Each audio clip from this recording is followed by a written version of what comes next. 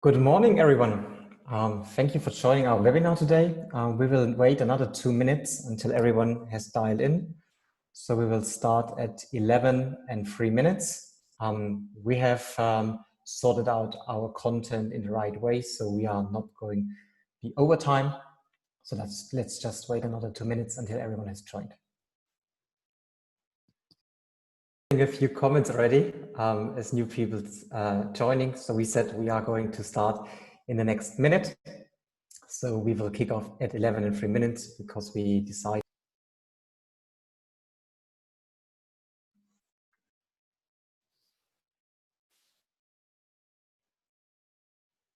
So we are starting the partner webinar right now. Thank you everyone for joining our first partner webinar in this year from Illusive Networks. It's one of our webinar series that we have recently launched in all over the world. So we have we're actually creating content for customer, partner, and new prospect webinars, which you can find on our website. I'm delighted to have my co-speakers on board today, which is Ivan Foreman, who's our VP in EMEA, and Parminder Sahota, covering our technical aspects. And before jumping into the agenda and kicking off the webinar, I would like to share a short video that we have been created recently. It's on our website and also on YouTube, and I think it's a really good opener to start the conversation with clients and also for our webinar. Enjoy.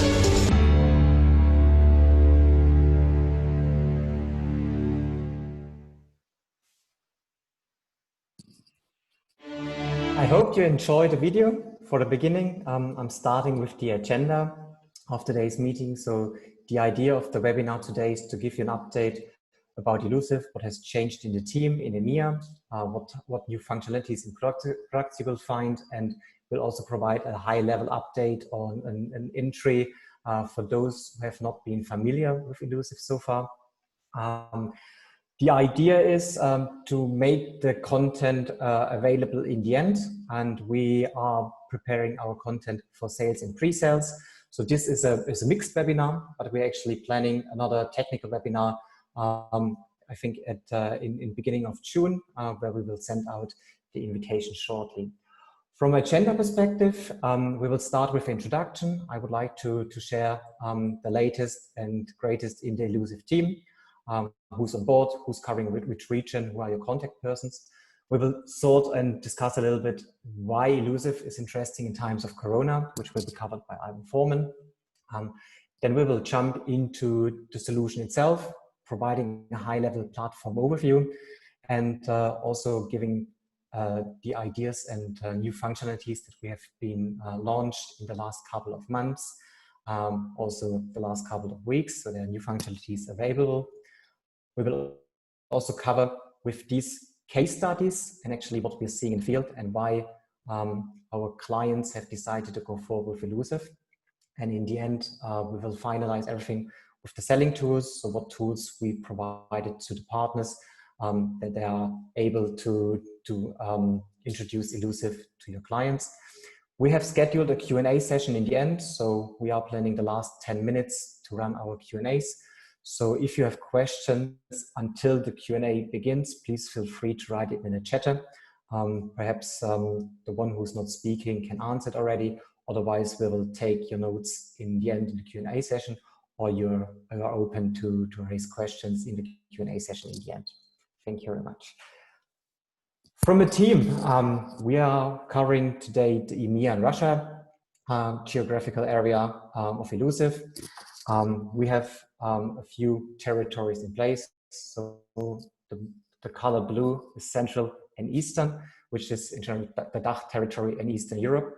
In the green, we can see it's North and West. It's UK, Ireland, Nordics, Benelux, and Western Europe. Everything else is covered by the EMEA team plus Russia. That's the EMEA team, Ivan, myself, and Vanessa Buisson. And Vanessa Buisson is also the commercial account executive. So everything which is in EMEA that is less than 2,500 employees will fall under our new commercial accounts team plus Israel. From a team perspective, that you have an idea who are your contact persons, also providing some pictures of the people in the team. It's Ivan Foreman, who is leading our EMEA team. We have equivalent for the pre-sales and technical team, which is near Greenberg, but he's covering on a global base. I'm running the channels in EMEA. I'm with Illusive for 2 years, if you didn't know me so far. We have a few salespeople. So once I'm clicking again, we can see that Robert Golliday and Perminda are covering the North and Western region. We can see that Jochen Rammel, based out of DACH, and Wolfgang Halberschlag are covering the Central and Eastern region. And we can have Vanessa Buisson, who's covering the commercial accounts. But we are not limited to these regions in general. So once, for example, Vanessa has an opportunity in a certain region, we can pull in the pre-sales engineers and our resources from the other places. And then finally, we have also David Weck, who's sitting in Berlin, and he's our customer success manager for our region. Before starting and handing over to Ivan Foreman, I wanted to start with how is an attack taking place and where does Illusive comes into play. So from the inside of an attack, once we are talking about an organization is being attacked, there's always a breach happening. So an external is running a methodology like a phishing, spear phishing, or social engineering to access an endpoint inside the network of that organization. It could also be inside a threat. So then the attacker is just a step ahead because he doesn't need to gain access from the outside. And starting from there, they are trying to find out on that machine if there are any tools in place that are trying to alert the organization that something is going on and there's something happening inside the network. So they're looking, is there an agent? Is there something in a process or in the registry going on that is trying to stop me, like a firewall, EDR solution? You all know these type of things. And with that, they are trying to select their tools in the best way. So we are talking about custom malware, which we have seen in the past, like a Mimikatz and Bloodhound as an example. And these tools are providing an output of that endpoint with information, but there's still a person, so an attacker in the background that needs to consume this information to run his attack. And this is in general a step or a process of a couple of steps until he's reaching his target, because if he's landing on my machine, he only can find the details which I'm providing on my endpoint. But in general, what they are behind special servers, they are behind databases, they are behind building blocks from the data from a manufacturer point of view, which are stored on a server. But they could also be behind a privileged account, because if they will find a privileged account of one of these 3 steps as shown in here, which is a typical way to reach a crown jewel, we don't need to think about the data or the server in the backend, because with the domain admin as a privileged account, they have access to everything and they have the key to the kingdom already. And this is the typical process how attackers are acting once they run a breach and they attack an organization. And the difficulty with it is, in the past, this took days, weeks, or months because they were running their attack on exploits and other stuff. But with the new tools like Bloodhound and Mimikatz, these are accelerated to minutes and hours. So these 3 steps can easily be done within, let's say, 20 to 30 minutes if it's a really advanced attacker. And that's what we are facing in these attacks.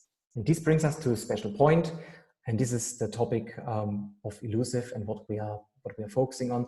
So we are focusing on everything which is called lateral movement. So an attacker is inside the network and moving around laterally in the network.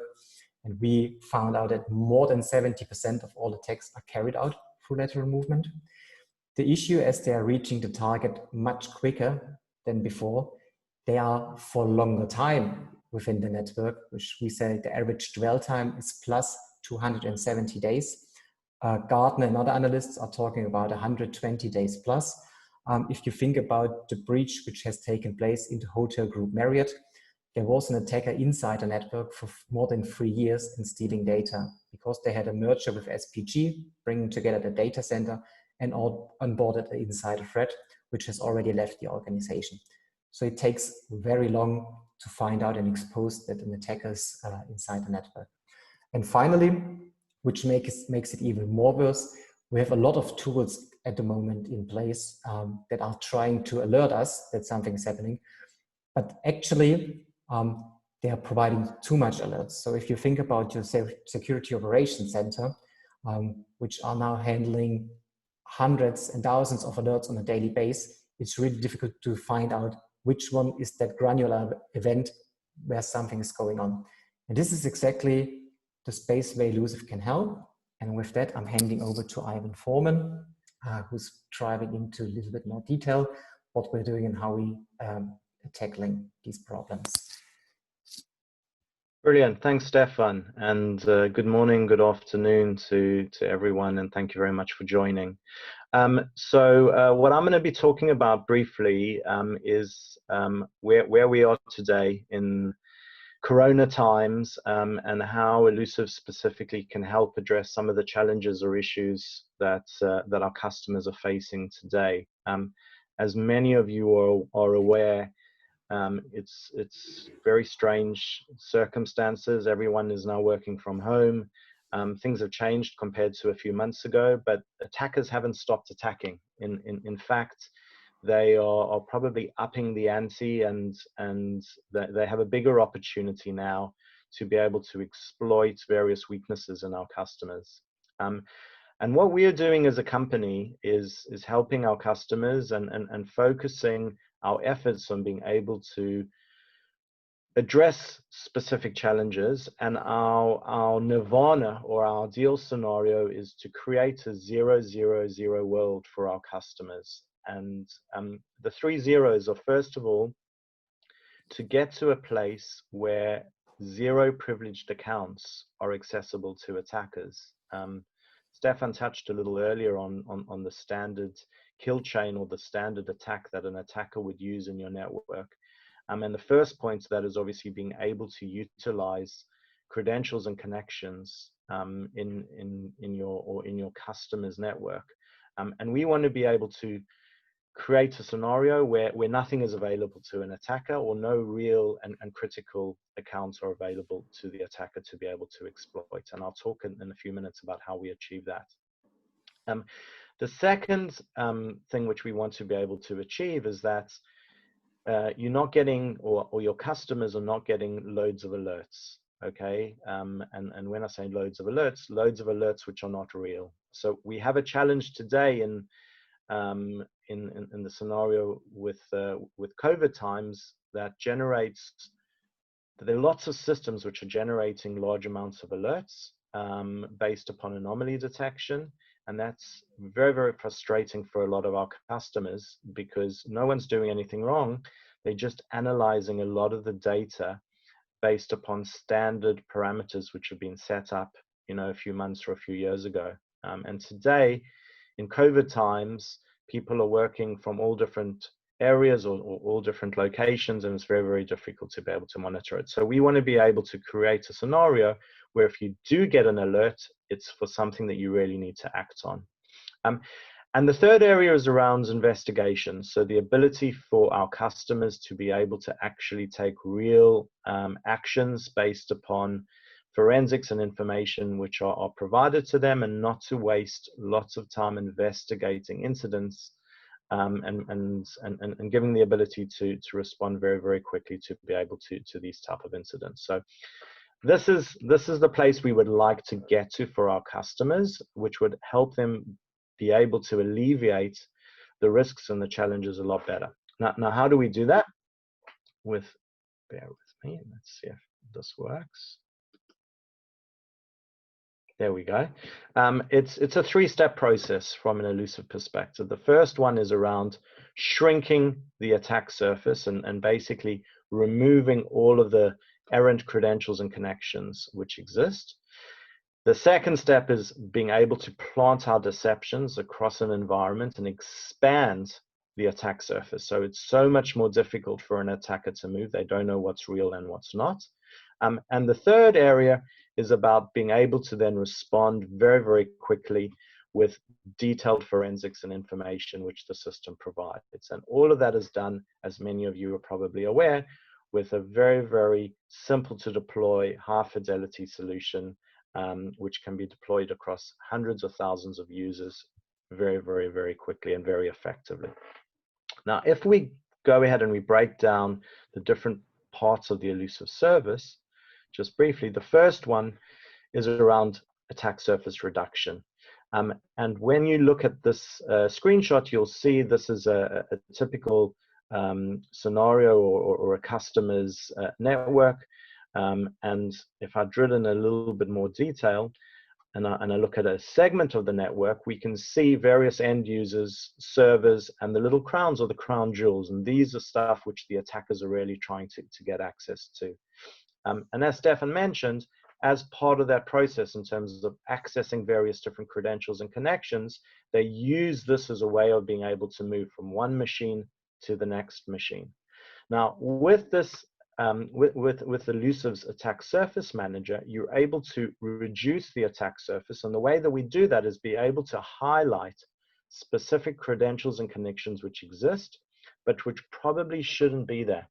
So highlighting violations, and setting rules and giving the customer the ability to actually constantly remove those connections, so that it's a lot harder to be able to move from one machine to the next. And in that way, we're shrinking the attack surface and making it almost impossible for an attacker to move sideways or laterally from one machine to the next, and therefore putting them in a much better situation from a breach perspective. And this is critical to understand, that it's not just around detecting when an attack is in, it's making sure that your network is clean from a hygiene perspective before we go ahead and then move to the next step, which is all around the deception part of Illusive. And this, I guess, is what most of our customers in the market know around Illusive, is the ability to create an illusion of an expanded surface. And the way that we do this is by planting lots of different deceptive data and information across the customer's network. It may be in the form of connections and credentials, which are stored on machines, so endpoints and servers, or it may be in the form of emulations in terms of IoT and network devices, which I know Pimand is going to talk in a little bit more detail. So once you've now created this illusion or this expanded attack surface, it's now super difficult for an attacker to move.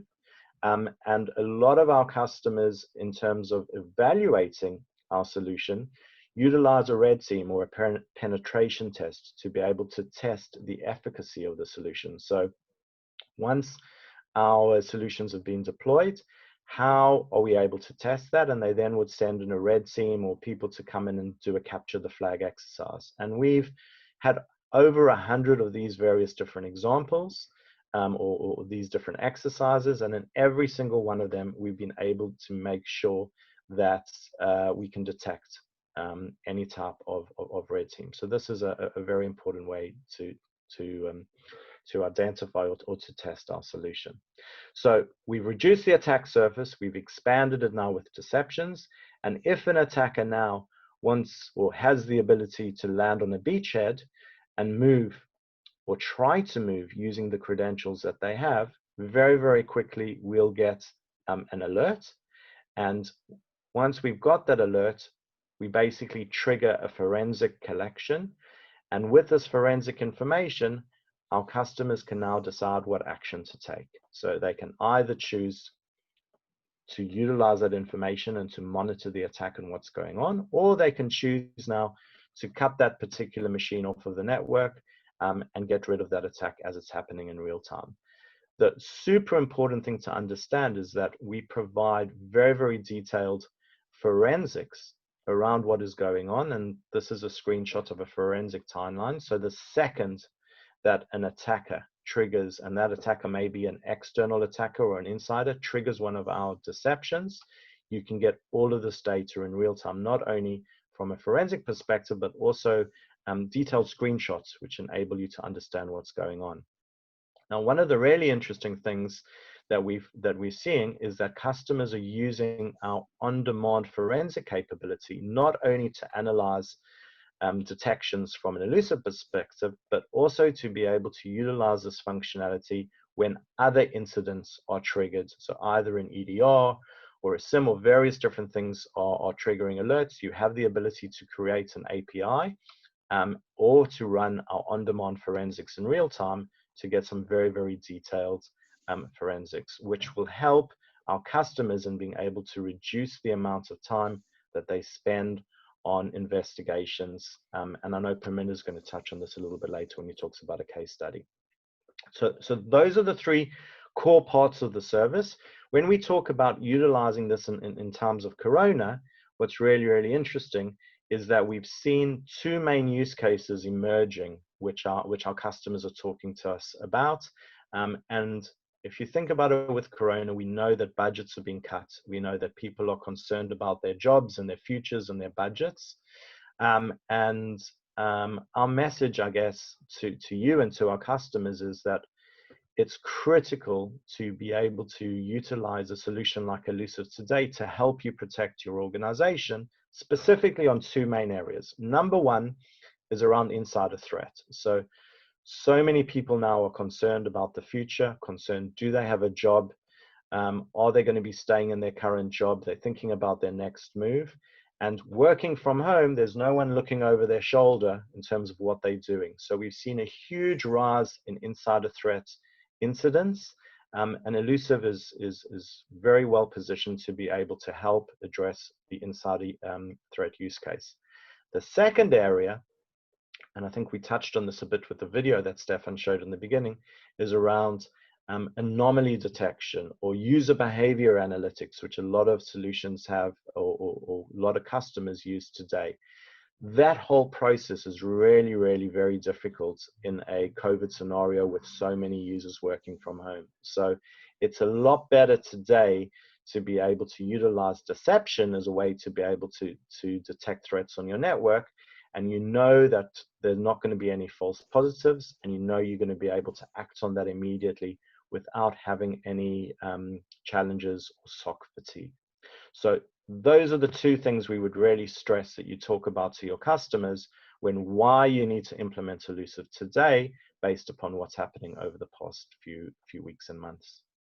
I'm going to now hand over to Perminda Sahota. Thank you, Evan. Good morning, good afternoon, everybody. So thank you for your time again. So I wanted to touch on what this solution is in terms of its capability and the different areas that the solution has been developed for or designed for. So firstly, organizations can get visibility of the attack surface to expose the potential risk that's associated with everyday activity. That everyday examples of everyday activity are, users logging onto various business applications, accessing data within file shares, and IT teams, they connect to different devices across the network for their own work, such as making SSH connections, telnet connections, etc. In addition, high privileged admission or access is required for regular software rollouts and to apply latest patches to fix the vulnerabilities as they're being announced by different vendors. So all this business as usual activity can leave valuable, priceless information on the hosts, which an attacker can take advantage of to move across the network.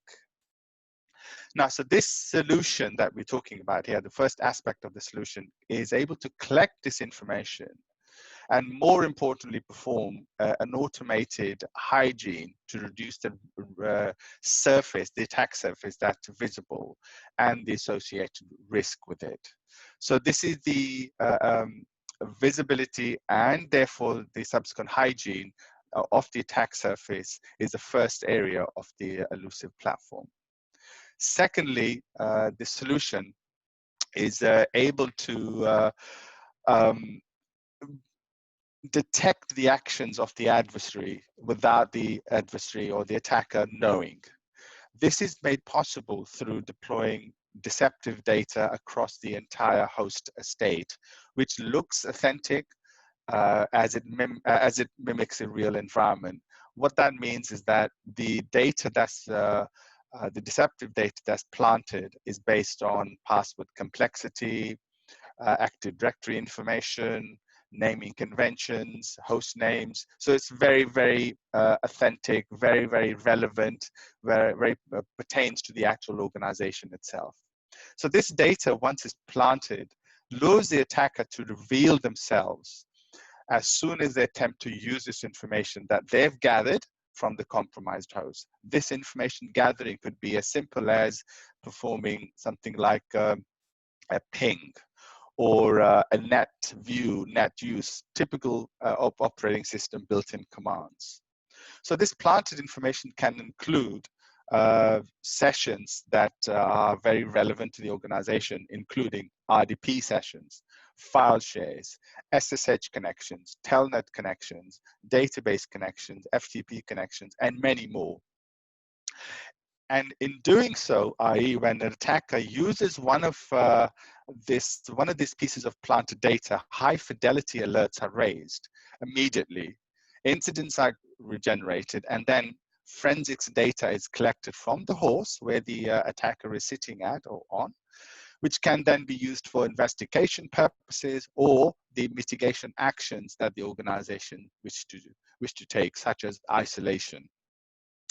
And lastly, the solution offers increased levels of interaction for the attacker. What that means is that there's different levels of interaction. Something simple as pinging a host, that's an interaction, but it's a very, very low, very passive. However, moving up the chain, medium to high level interaction means that attacker can think they actually are controlling or accessing a system. So this capability is provided through the emulations, which are designed to mimic or impersonate IoT devices, OT environments, and network devices. So all these emulations can include systems like HVAC controllers, cameras, phones, printers, switches, routers, and many more. And whereas decoys, they provide the highest level of interaction for the attacker with the actual operating system, giving the attacker an impression that he or she is in full control of the server or host machine that they're accessing at the time. And during this time, which is more important, this interaction allows the Illusive administrator or the platform to collect full forensics related data, so that once again, the organization, the customers can use this data to build the threat intelligence, to trigger the incident response, whether that's isolation or any mitigation as part of the incident response. So from the licensing perspective, all the above capability, all this capability, the visibility, the hygiene, the detection, and the interaction is based on a modular approach from Illusive. So this capability is enabled simply by applying licenses, meaning that it's just an enablement within the software itself or within the platform. The attack surface reduction and detection modules use a host-based licensing model. So the number of hosts, for example, 1,000, 5,000, 10,000, they determine the actual licensing aspect. Whereas decoys and emulations are based on the number of decoys and emulations that are being deployed. So you could have 50 switches, 100 cameras. So those licensing, the licensing are based on that approach. So in summary, the licenses that we're talking about here are applied individually, meaning that the customers can use a flexible approach when making investment in the Illusive technology. So I want to talk a little bit more about the new functionality that we've introduced. First of all, beacon files. So these are everyday office files that are beaconized, meaning that deceptive looking data or deceptive data is associated with these files. And these files are deployed across the, once again, either on a selected host or the entire organization. It's very, very much a policy-based approach. So this gives the organizations the visibility and the intelligence to look at if there's any data loss that's occurring, whether that's internal or external. So who's accessing this data, who's able to access the data, not only helps with the actual data exfiltration, but also applying existing controls and permissions that may be necessary. Secondly, the cloud aspect. The cloud, strictly speaking, Illusive has always supported hosts in the cloud. As long as we can access, as long as there's connectivity of the host, we can manage the, we can look at, so we can control the host. However, in the recent months, we've introduced very specific controls in the cloud. So attack surface reduction and deception capability has now been extended to the cloud environment, specifically designed, developed controls for different cloud environments. So whether it's Azure, AWS, Google Control, and more enhancements will be announced going forward. Emulations, just to quickly touch on that. So this is a case of adding or planting hundreds of emulations across the network. So when an attacker, for example, tries to perform an SSH connection to a switch or a router, immediately they're presented with a login prompt, and more importantly, in the background, information is being collected. Or HP printer, for example, when a printer IP, when the IP address of the printer is accessed, it gives the attacker a real look and feel of the web console of a printer, for example. And also, I just wanted to quickly touch on some use cases. And the important thing here is that the Illusive technology is not applicable to a particular market sector. So as you can see from here, the technology itself is applicable to, whether it's law, financial institutions, retail, or energy suppliers. So I just wanted to quote some case studies that we have available. For the first one being a law firm. They used beacon files to handle very, very high sensitive and confidential information. That they realized some data was missing or going missing on a regular basis, and the beacon file capability of Illusive helped them to control that. Financial institution, they integrated the attack surface manager module to provide a very, very detailed overview of unmanaged privileged access, password policy violations, and critical connections to their crown jewels. The last point here is very important because they were able to now see what connections should be visible and what shouldn't be, or what connections should be made to the crown jewels, what shouldn't be.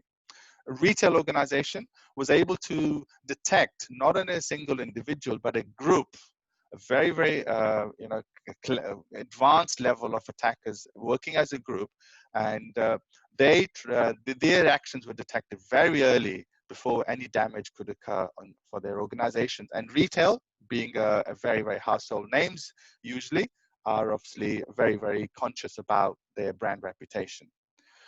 Energy supplier, they use the capability of on-demand forensics. So therefore, investigation purposes or another control that has been is enabled or is being utilized, that's reporting something, but that's not able to resolve the issue. However, the energy company here, the SOC team, is able to do forensics, on-demand forensics, and take the investigation to a very detailed level. The result being that this time that they spent on such investigations, the time was reduced by 2/3 at least. So I'm going to hand over back to my colleague Stefan. So that's my input. Thank you very much. So we are coming to the last slides of our webinar today, which are the tools for our partners to introduce Illusive to your clients. So we have thought about how can we make the life of partners easier. Therefore, we invented a tool called the Attack Risk Assessment. In general, it's a free of charge assessment that can easily run within, let's say, an hour to 2 hours and provide a business level report or management report on the attack surface. How does it look like from unmanaged privileged accounts and connections to critical assets, so to get an understanding how vulnerable I am. So it's kind of additional part for a vulnerability scan, which you can offer to your clients. This tool is free of charge, as I said, and partners can easily get a license from us to perform these vulnerability scans. On the other hand, we have a demo environment set up actually for pre-sales, which is just an image which can easily deploy in a virtual machine on everyone's laptop. You can also reset that demo environment so you can perform the same demos to your clients, which are very easy, and they are not disturbed by any connection issues to the web and these sort of things. And we're actually working on a web demo platform where we will provide, or we're thinking about to provide a website where you can also click through for everyone to show and showcase Illusive use cases to your client in a much easier way. So you not even need to install a virtual machine and running a image on your machine. On the other hand, as I mentioned in the beginning, we are now launching a webinar series. So we have customer and prospect webinars, which can be found on the Illusive website. There can also be found a few recordings to the initial ones. I think it's actually 3 or 4, especially on NIST criteria. So once you have highly or system relevant critical infrastructures, I think the NIST webinar is very important to share with your clients so they can easily review, download, and visit these webinars. But there are more webinars on the website as well, which are coming up the next couple of weeks. And we are about to launch a partner webinar series as well. So we are planning in a technical webinar where we're driving into more demo and more technical things in around 4 weeks. So it's the 2nd or 3rd week of June, which we have in mind, and we will share these invitations quickly with the partners. On the other hand, we have another sales and pre-sales training beginning of July, where we want to more deep dive into new functionalities to give you the latest update, what's changing in the network and on our platform and what's going on. On the other hand, we have tools for the partners, of course, deregistration, which can be found on our website. So if once you will come across an interested client, please register that opportunity on the website. It will come to me and I can approve it, and then it's locked for you as a partner, and we will start together working on it. On the other hand, we have a learning portal. So if you would like to have access to a learning portal where you can do trainings, especially for the pre-sales teams, feel free to reach out to me and I will grant you access to these training portals. And finally, I think Perminda has touched on a few of the case studies we have already invented, but we have more case studies and brochures launched as data sheets, which can be provided and sent to your clients. So we have a special series for the coronavirus situation where we talk about safe to SOC and insider threat as a huge topic that we are coming across. But also from a functionality point of view, we have data sheets and informations to decoys, IoT environments, the cloud, and also, as I said, the case studies. And we are now working a lot more with integration into ecosystem. So once you come across CM solutions to integrate with, so we've also a lot of integrations in our ecosystem, and also brochures and data sheets to explain what we are doing with these various integrations. We are now coming to the end, to the Q&A session. From my point of view, thank you very much for attending our webinar today. I hope we provided crisp and quick informations which you can follow easily, and we are not stretched too long. If you have questions, feel free to start writing something in the chat or raising the questions directly verbally in the call.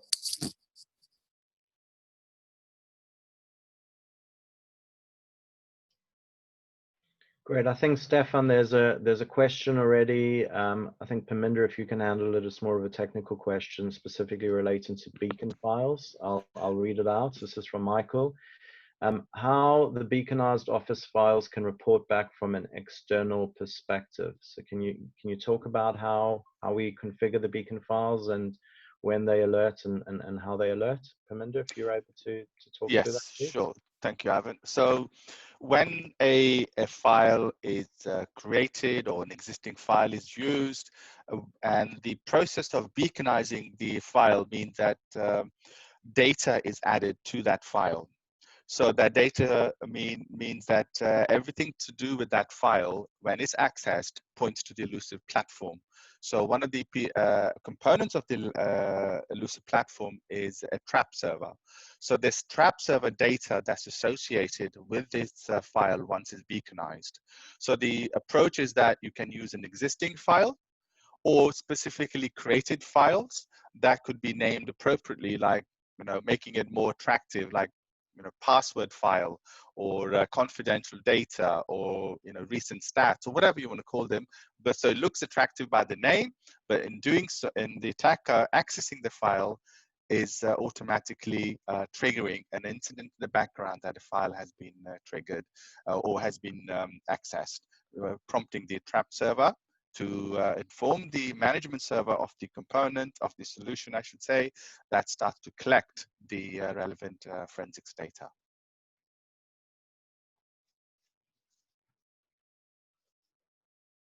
Okay, so the data itself, so I'm getting another question here. We have hybrid architecture running Illusive on-premise and cloud. Yes, the answer is yes, it can. So as long as there's connectivity to the host that the Illusive platform is managing, so the deceptive data can be planted, or the attack surface manager capability can be extended to both on-premise and cloud. Great, and I think that there's another one from Michael asking about the external from a beacon perspective. He says it's clear internal, but how does it work with internal? Yes. Michael, sorry, I don't know if I can just jump in, and Parminder, you can keep me honest. Yeah. My understanding is that once the file is accessed, then that will trigger alert on the trap. But we also have the ability to configure email alerts. So that if the document is taken then out of the environment and it is opened, then it can be configured to actually send an email alert to the administrator, so you would know that it's outside. Is that correct, Parminder? That's correct. And in addition to that, you can have trap servers located different parts of the organization, so that a trap server or multiple entities of the trap server can be enabled when the file is beaconized. So that trap server, as long as it's accessible, which is by its IP address or host name, that's all the beaconizing aspect requires.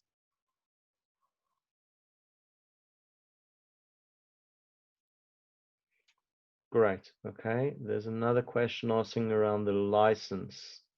License is the same on-premise when we talk on cloud. Yeah, so I can answer that. So from a licensing perspective, as Parminder mentioned before, there are the different components to the Illusive platform. If you're talking about the attack surface manager and the deception service, so the detection, that's based upon number of machines which you deploy the software to. So that doesn't make a difference if it's on-prem or cloud. You could, for example, have 1,000 hosts on-prem, and then you could have, for example, 500 servers which are sitting in a cloud environment. So it's all based upon the machines that you deploy the deceptions or the attack surface manager to, and that could either be physical or virtual. So if you've got a virtual server, then that would count for 1 license. So it's 1 license per either physical or virtual machine, and that could be either on-prem or in cloud.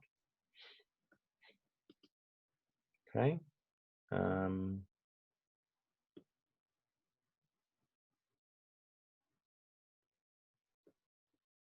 Great. There's another question.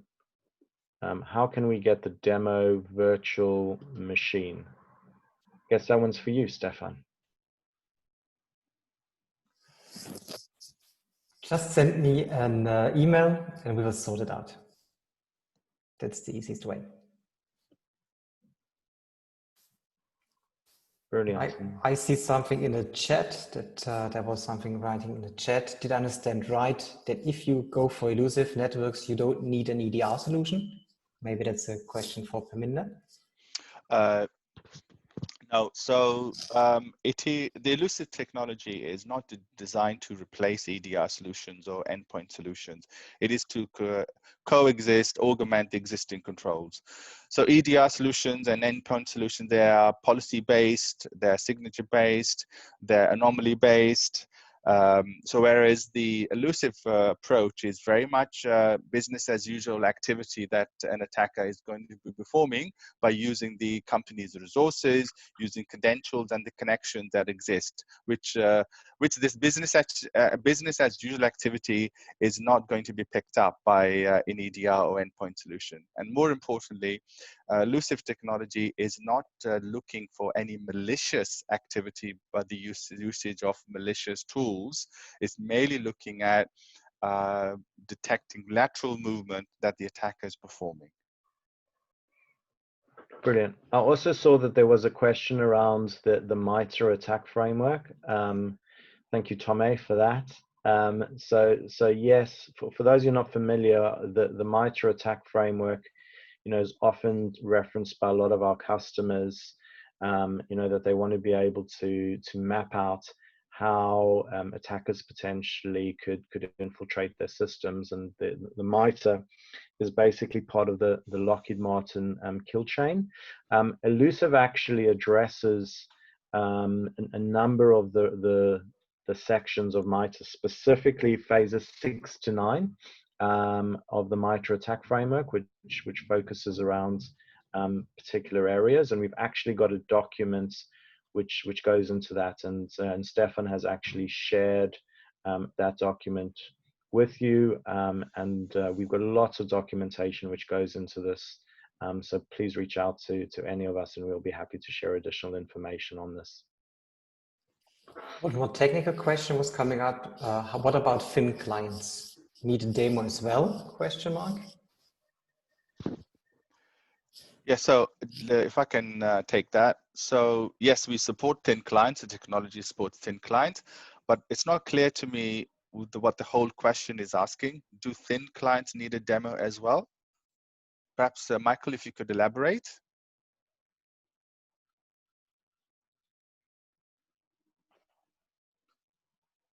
So demo should be wrong. It's just a question about the thin clients. Yes, so the answer to the thin clients question is yes, Illusive technology supports thin clients.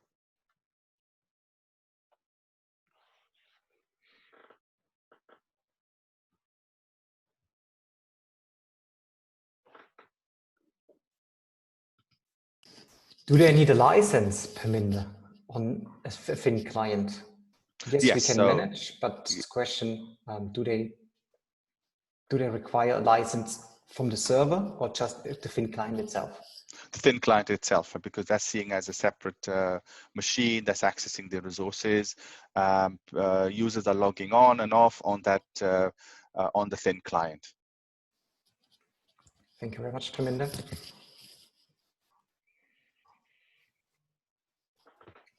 Brilliant. I think maybe just one thing to add, Stefan, and I know that you touched on it and you've already done it with a number of partners, is that we know it's really difficult as partners to be able to engage with customers and meet them and do demos and meetings.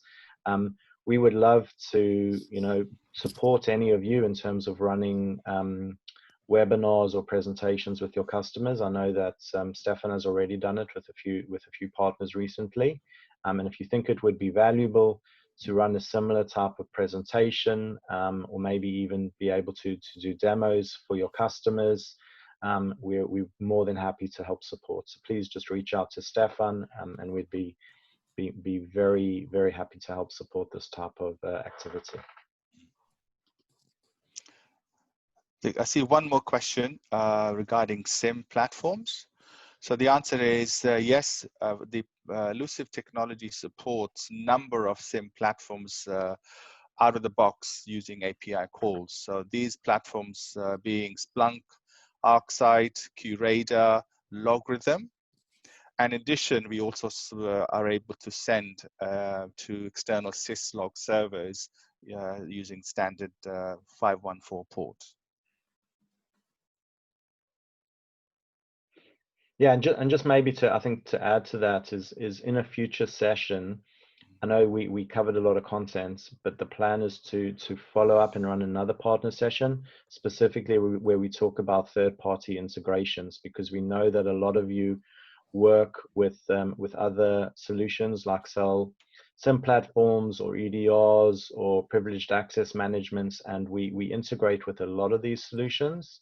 So we will be, probably in our next session, we'll make sure that we cover these in a lot more detail to talk about how Illusive can integrate with SIMs or SOAR or privileged access management. It's a whole, I guess, significant amount of content that we probably don't have enough time today, but we have got a lot of material. And if you are interested in integration with ServiceNow or Demisto or Logarithm or Beyond Trust or CyberRock or any of those others, please reach out to us. We can provide you with additional information.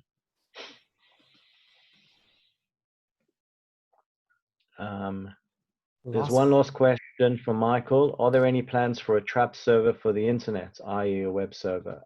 Yeah, and I guess the answer here, Michael, is yes. This very much plays into the future of supporting clouds. And being able to not only restrict the ability to identify, connections or credentials or even detect stuff on-prem, but also be able to identify and do stuff outside of the perimeter of the network. And that is a huge focus at the moment for us as a company, is to develop our cloud capabilities to be able to understand and identify when things are going on outside of the perimeter. And again, a cloud as a subject, I think, could easily be taken up, with a full session or full webinar. So we'd love to follow up and then provide you additional information. And maybe, Stefan, that's another future webinar talking about cloud and Illusive, what we do today for the cloud and what we've got coming up in the future. I think that's super important. So that's also the idea of the webinar series. So we will touch on the next webinars on various topics and then more focusing on a special topic instead of going above everything, to have more deep dive sessions to provide you better information about various tools and functionalities. With that, oh, sorry, there's one more question. I'm just going to throw it in. I know we've got 1 more minute. So thank you from Mohammed. And this is very relevant as well, because this is a new feature that we've just released. His question is, if I have an environment spread across different global sites and I want to run Illusive from a central site to manage all the branches across the globe, will Illusive be feasible to run centrally, or do we need to run each branch site globally as an independent Illusive solution? Again, I'll attempt to answer it, and we'll rely on Paminda to jump in and supplement my solution. So the answer, Mohammed, is that if you have the ability to, let me go back. Our management server, which is the brains behind Illusive, has the ability to support up to 150 or even 200,000 connections with one management server, as long as it's spec'd effectively. So if you're able to create the relevant connections and firewall rules so that these machines are able to connect to the management server, the management server is what then pushes out our dissolvable executable to all of the different machines, then you can just run one management server. We would generally recommend, in addition to the management server, that you have multiple trap servers, and those will be located throughout your global infrastructure, your customer's global infrastructure. So that is the best case scenario. We do, however, have a number of customers who don't want to be able to open up firewalls, or don't want to have one management server controlling the whole global environment. So we've got one very, very large bank, for example, in Spain, which has got 3 different regions which they support, and their plan is not to run everything centrally.